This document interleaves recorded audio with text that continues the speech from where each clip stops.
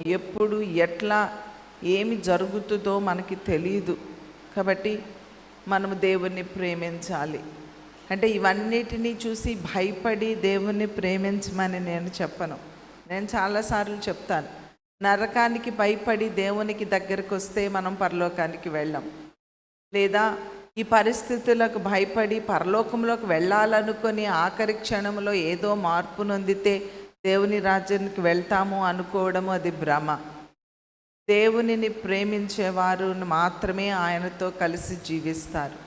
కాబట్టి ఆయనను ప్రేమించడము నేర్చుకోండి అని పదే పదే పదే పదే మరి దేవుడు మనల్ని హెచ్చరిక చేస్తూ ఉన్నప్పటికీ కూడా ఇంకనూ దేవునిని ప్రేమించని దీనస్థితిలోనే మనం ఉన్నట్లయితే, ఇంకనూ శరీర సంబంధమైన వాటి మీదే మన దృష్టిని నిలిపినట్లయితే మరి అది అబద్ధము, అది భక్తి కాదు.